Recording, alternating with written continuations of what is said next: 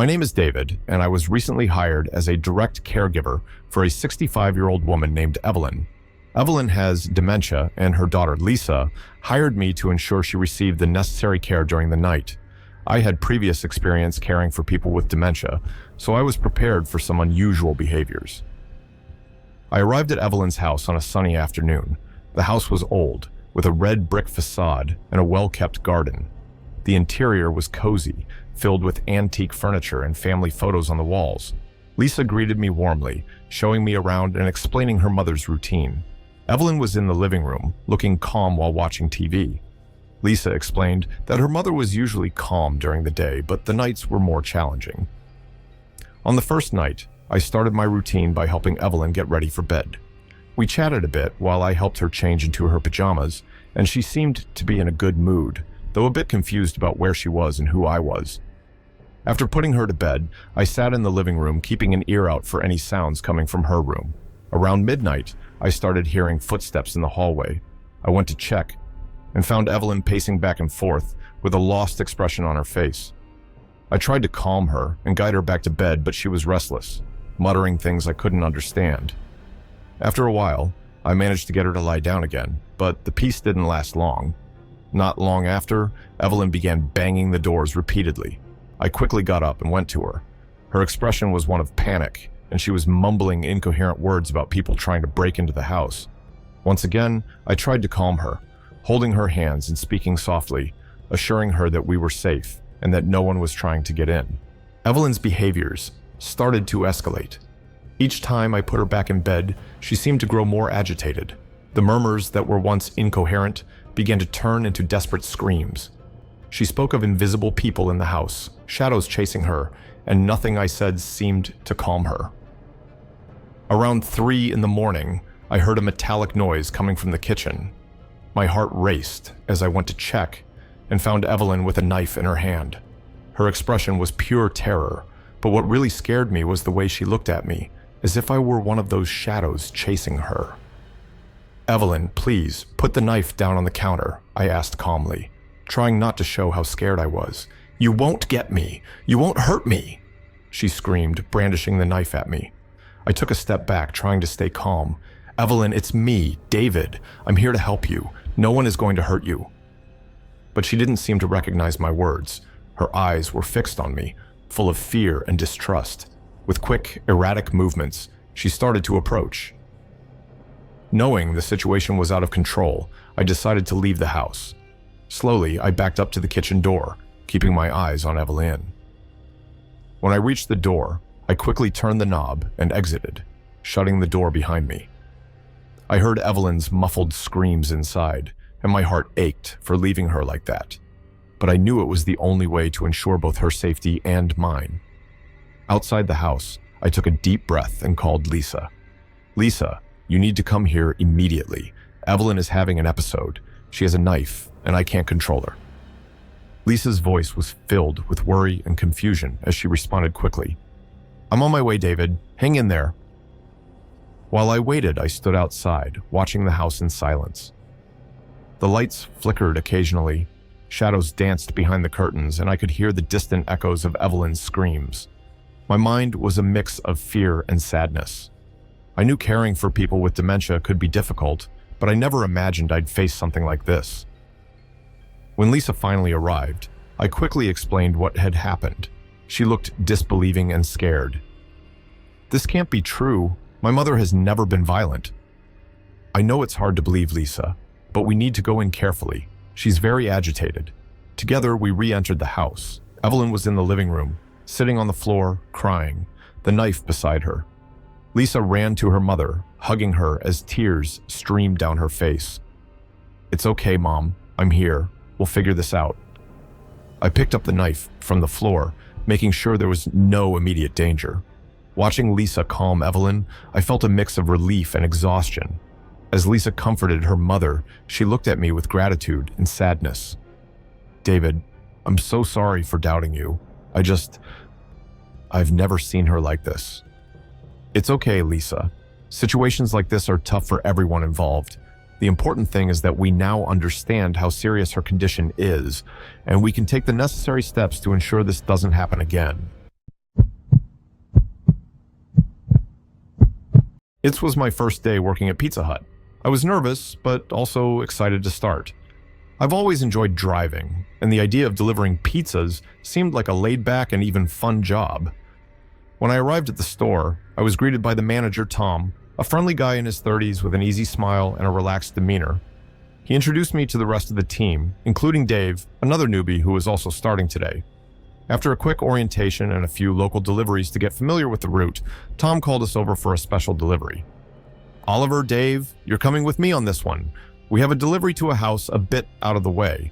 It seems like a simple order, but the location is a bit peculiar." Dave and I exchanged curious looks, but followed Tom to the car. The drive was relatively long, and gradually, the urban landscape gave way to narrower roads and older houses. Tom drove in silence, and the atmosphere in the car grew a bit tense as we finally reached our destination. The house was old and decrepit, almost as if it was waiting to collapse at any moment. The paint was peeling, the windows covered in dust and grime, and the yard was completely overrun with weeds. Looking at that house, a shiver ran down my spine. Something about it didn't feel right. Tom asked us to wait in the car while he delivered the pizza. "I'll be right back. If I take too long, check on the house, but stay in the car for now." He left the car with the pizza in hand and walked up to the front door. Dave and I watched as Tom knocked on the door. After a few seconds, it slowly opened, revealing a strange man. He had an unsettling smile on his face, and even from a distance, we could see that his demeanor was off-putting. He gestured for Tom to come inside. "This doesn't look good," I murmured to Dave, who nodded silently, also uneasy. We waited anxiously in the car, staring at the old, decrepit house in front of us. Every minute felt like an eternity. Tom was inside, and the tension grew with every passing second. The wind blew, making the weeds in the yard sway in an unsettling manner. The house's windows were covered in grime, and the peeling paint gave it an almost ghostly appearance. Finally, Tom came out of the house and walked toward us, but his expression wasn't reassuring. He looked tense, his face slightly pale. "We need to wait here for a moment. They said they're going to get the money and be right back," he said, his voice betraying his unease. "Who are they?" I asked, trying to hide my concern. "A strange man. His behavior is unsettling," Tom replied, looking back at the house. "Let's wait here for a few minutes. If it takes too long, I'll check inside." Dave and I exchanged nervous glances, but agreed to wait. My mind began to imagine all sorts of strange scenarios. After a few minutes that felt like hours, Tom decided it was time to investigate. "Stay here. I'll see what's going on," he said, leaving the car again and walking back to the house. We heard the door creak as he entered, and then everything went silent again. The tension was almost unbearable. "What if something happens to him?" I whispered to Dave, who was visibly nervous. "I don't know, man. This is really weird," Dave replied, staring intently at the house. Time continued to crawl by. We were about to leave the car and look for Tom when we finally saw a faint light coming from inside the house. Something was happening in there, and it didn't seem good. Suddenly, the front door burst open, and Tom appeared, running toward us. His face was pale and his eyes wide with terror. He didn't stop until he reached the car, panting and clearly shaken. "Let's get out of here now," he yelled, his hands trembling as he tried to open the car door. "Tom, what happened?" I asked, feeling panic starting to rise in me. "No time to explain, just go," he insisted, finally managing to open the door and getting into the car. Dave quickly started the car, and we sped away, leaving the old house behind. The silence in the car was broken only by the sound of tires on the asphalt and Tom's heavy breathing. After a few minutes, when we were finally at a safe distance, Tom began to explain. "I went inside and heard voices. I followed the sound to a back room where there was a group of men around an improvised fire. They were taunting a deer fawn. It was like a macabre ritual. That's when I realized we needed to get out of there." Tom's description was disturbing, and the idea that we had stumbled upon something so sinister made my stomach turn. "A cult? What do you mean?" Dave asked, still in shock. "I'm not sure, but it was terrifying. They didn't see me, but I didn't want to take any chances," Tom said, still catching his breath. "We need to call the police."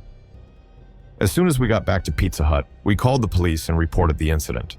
The experience was terrifying, and the image of the old house, and the sinister figures around the fire would be etched in my mind forever. The police took our report seriously and promised to investigate. Tom, Dave, and I decided that this would be our last day at Pizza Hut. The experience had shaken us, and we were certain that risking our lives for a delivery job wasn't worth it. My name is Emma, and tonight would be my first night working as a night guard at Whispering Pines Amusement Park. I had heard stories about the park before, about how it had been the site of a terrible accident years ago that resulted in the deaths of several people. Despite that, I was excited about the new job, eager to take on the challenge. The park was old, with an atmosphere that seemed frozen in time. The attractions were classic: a wooden roller coaster, an ornate carousel, and a mirror maze, all worn down by the years. The colorful lights flickered dimly, and the wind made the neon signs creak eerily. I arrived at the park just before sunset, meeting my supervisor, Joe, who was waiting for me at the main entrance. He was a middle-aged man with a tired expression and a stiff posture. "Welcome to Whispering Pines, Emma," he said with a nod. "I'll show you what you need to do." Joe gave me a brief tour of the park, explaining my duties. "Your main job is to do regular rounds and make sure no one breaks into the park at night," he said. "The park is closed to the public, so there shouldn't be anyone here." As we walked, Joe pointed out the main spots I needed to keep an eye on: the wooden roller coaster, the Ferris wheel that still turned slowly in the wind, and the haunted house, one of the oldest and most famous attractions. "Be careful in the haunted house," Joe warned. "Even during the day, it can be a bit spooky." With that, Joe left me alone to start my first night. I clipped my radio to my belt and grabbed a flashlight, readying myself for the long night ahead. The park was silent, except for the distant sound of the wind and the occasional creak of the old rides. I took a deep breath and began my first round, determined to do a good job and not let the rumors about the park affect me. I started my night rounds in the park, keeping the flashlight in front of me as I walked along the paths that wound between the attractions. The silence was almost absolute, broken only by the occasional creak of an old structure or the whisper of the wind passing through the rides. I walked by the wooden roller coaster, its twists and turns looking sinister in the flashlight's beam. The carousel was still, the wooden horses staring at me with their glassy eyes. A shiver ran down my spine, but I kept walking, trying to ignore the growing sense of unease. As I walked through the park, I began to feel like I was being watched. I stopped several times swinging the flashlight around, but saw nothing. Still, the feeling persisted. It was as if invisible eyes were following me, every step echoing in the silence of the empty park. When I approached the Ferris wheel, I saw something move out of the corner of my eye. I turned the flashlight quickly, but there was nothing there. I continued, my heart beating faster now. I passed the mirror maze and again saw a vague shadow move in the glass. "It must be my imagination," I murmured to myself, trying to convince myself that everything was fine. But the feeling of being watched wouldn't go away. Every time I turned a corner, I expected to see someone or something lurking, but every time I checked, there was nothing. As I neared the haunted house, I saw something that made my blood run cold. In the distance, at the entrance of the house, I saw a dark figure. It looked human, but it was indistinct, as if it were wrapped in shadows. I froze for a moment, the flashlight trembling in my hand. The figure didn't move, just stood there, watching me. I tried to calm my nerves and moved forward cautiously. "Hello? Is anyone there?" My voice echoed through the empty park, but there was no response. As I got closer, the figure disappeared, dissolving into the shadows. My heart was pounding so hard, it felt like it would burst out of my chest. With every step, the feeling of being watched grew, and I saw more shadows moving in the distance, always just out of reach of my flashlight. I made it back to the park entrance, relieved to finally finish my first round, but still unnerved by the oddities I had seen. The radio crackled on my belt and Joe's voice came through the static. "Everything okay, Emma?" I took a deep breath, trying to keep my voice steady. "Yes, Joe, everything's fine, just some creaks and shadows, but nothing major." "Good job," he replied. "The night is going to be long. Stay alert." I turned off the radio and prepared for the next round. I continued my rounds, trying to stay calm and ignore the growing sense of fear.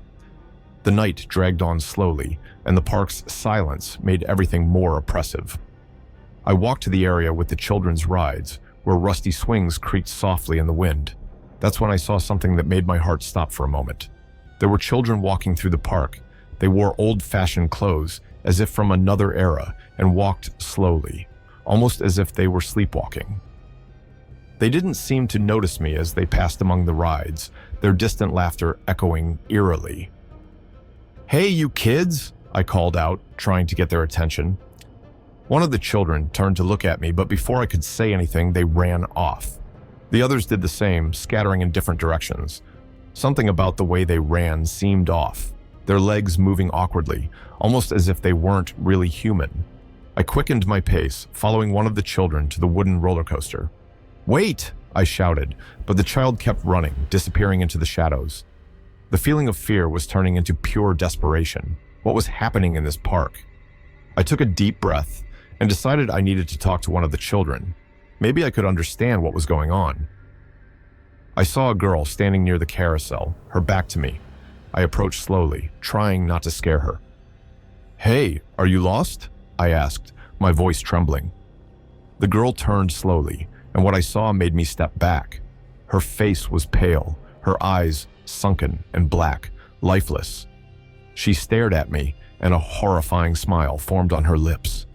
It was as if fear itself had taken human form. "You shouldn't be here," she said, her voice a cold whisper. Terror took hold of me.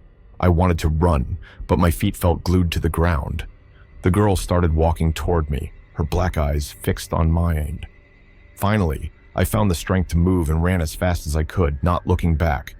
I reached the park entrance, panting and trembling. I grabbed the radio and called Joe, my voice full of panic. "Joe, I need help. Something is very wrong here." The static on the radio was interrupted by Joe's worried voice. "Calm down, Emma. I'm on my way." I waited, trying to catch my breath, but the fear wouldn't leave me. When Joe arrived, I told him everything I'd seen. He looked skeptical, but the concern in his eyes was evident. "Let's take one last walk together," he said, trying to calm me. "If we don't find anything, you can go home and rest. I'll handle the rest of the night." Reluctantly, I agreed. As we did the final round, we didn't see any more children or shadows, but the feeling that something was terribly wrong remained. When we finally finished, Joe told me to go home and try to sleep. I left the park, but I knew that night would haunt me for a long time. Something sinister inhabited Whispering Pines amusement park, something that didn't want to be disturbed. And I had been the unfortunate soul to witness it. The next morning I made a decision. The experience from the previous night had been more than disturbing. It had been terrifying. I called Joe and quit. I explained that I couldn't continue working there. Joe tried to convince me to stay, saying I needed more time to adjust, but my mind was made up. He sighed and accepted my resignation, wishing me good luck. I spent the rest of the day trying to process what had happened. The images of the children, the girl with the black eyes, and the shadows wouldn't leave my mind. Now, whenever I hear the distant sound of a carousel, or see the faint lights of a Ferris wheel in the distance, I remember that night and what I found at Whispering Pines amusement park. And despite the fear, I also feel a strange gratitude for having left there safely, even if the shadows of that place never completely leave me. My name is Jack. I'm the newest employee at a plumbing company, and today would be my first job alone. The boss sent me to a rundown house on the outskirts of town. I was excited to show off my skills, but when I arrived at the house, a shiver ran down my spine. The house was old and visibly neglected. The paint was peeling, the windows were covered in dust and cobwebs, and the garden was overrun with weeds. It seemed like no one had cared for the place in years. Still, I tried not to let the appearance discourage me. As I approached the front door, I knocked twice. The wood felt fragile and almost hollow. After a few seconds, the door slowly opened, revealing a strange man. He had an unsettling smile and looked out of place. His skin was pale, his eyes sunken, and his clothes were worn, as if they hadn't been washed in a long time. "You must be the plumber," he said, his voice low and hoarse. "Please come in." I hesitated for a moment but needed to do my job. I entered the house, trying not to show the discomfort I felt. The interior was as dilapidated as the exterior. The walls were stained and cracked, the floor creaked under my feet, and there was a smell of mold and something else I couldn't identify. "The problem is with the bathroom plumbing," the man explained, still with that unsettling smile on his face. "It's upstairs." I thanked him and started to climb the stairs. The man didn't follow me, which gave me a small sense of relief. However, I couldn't shake the feeling that something was very wrong with this place. With every step, the creaking of the stairs echoed eerily. When I reached the top floor, I noticed the house was even more run down. The bedroom doors were ajar, revealing furniture covered in white sheets and layers of dust. Finally, I found the bathroom and began working on the plumbing, trying to focus and finish the job as quickly as possible. While working on the plumbing, I heard a sound coming from upstairs. Initially, I thought it was the wind or an animal, but the footsteps were clear and constant, as if someone were walking heavily down the hall. I paused for a moment, listening intently. The sound of the footsteps continued, now accompanied by the faint creaking of floorboards. The feeling of being watched intensified. I looked at the bathroom door, expecting to see the strange man, but it was ajar and the hallway was empty. I returned to my work, but my mind was racing. Who else could be in the house? And why hadn't the man mentioned anyone else being there? Every sound seemed amplified, and with each passing minute, the atmosphere grew more oppressive. I decided I needed to finish the job quickly and get out of there. The footsteps didn't stop. Worse, now they seemed closer, as if someone was slowly descending the stairs. My heart raced as I tried to stay calm and keep working on the pipes. The feeling of imminent danger was palpable, like something was about to happen. In a moment of silence, I heard a door slam abruptly upstairs. That was the last straw. I stood up quickly and decided I needed to find out what was happening before something worse occurred. I left the bathroom and started to climb the stairs cautiously, trying not to make any noise. Each step creaked under my feet, increasing my tension. When I reached the top, the hallway was empty, but the sound of the footsteps now seemed to come from the room at the end of the corridor. With a lump in my throat, I approached the door, which was slightly open. I pushed it gently, revealing an empty room, except for some old furniture covered with sheets. Suddenly, the silence was broken by an indistinct whisper. The voice seemed to come from all directions, filling the room with a sinister presence. I stepped back, feeling a chill run down my spine. I could no longer ignore it. Something was terribly wrong with this house. I ran down the stairs, not caring about the noise I made. When I reached the front door, the strange man was still there, with that same unsettling smile. "Leaving already?" he asked, his voice almost mocking.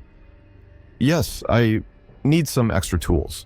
I'll be back soon," I lied, quickly opening the door. I left the house, breathing a sigh of relief as I felt the fresh air. However, when I turned to look at the house again, something caught my attention. The house seemed even more run down than before, and a sense of abandonment emanated from it. I called the police and reported everything that had happened, from the encounter with the strange man to the frightening sounds and the disturbing discovery upstairs. The police dispatcher listened attentively and promised to send a patrol car to investigate. "Please, don't go back to the house," the dispatcher said. "Wait for the officers to arrive." I hung up the phone and waited in my car, still watching the house from a distance. Every minute felt like an eternity, but finally, a police car arrived. 2 officers got out and walked over to me. I explained everything again, and they nodded, looking concerned. "We'll take a look," one of the officers said, while the other asked me to stay where I was. The officers entered the house while I watched, trying to control my nerves. A few minutes later, they came out with serious expressions. The officer who had spoken to me approached. "Sir, the house is completely abandoned. We didn't find anyone inside." My mind was spinning. "But I saw a man in there. He let me in and I heard sounds, footsteps upstairs." The officer nodded. "We believe you, but there are no signs of anyone. The house shows signs of being abandoned for years." The revelation hit me like a punch in the gut. How could it be? Everything felt so real, so tangible. But the evidence was clear as day. The house was abandoned and empty. "We'll continue the investigation," the officer said. "We understand this must have been a very disturbing experience for you." I thanked the officers and watched as they drove away. I sat in my car, trying to process what had happened. The images of that disturbing night continued to spin in my mind. How could I explain the strange man, the sounds, and the oppressive feeling? When I finally got back to the office, I decided to share my experience with my boss and colleagues. I didn't expect them to believe everything, but I needed to get it off my chest. They listened attentively, some skeptical, others more understanding. Sometimes old houses hold stories we can't see, my boss said, trying to ease the tension. Good job getting out of there safely, Jack.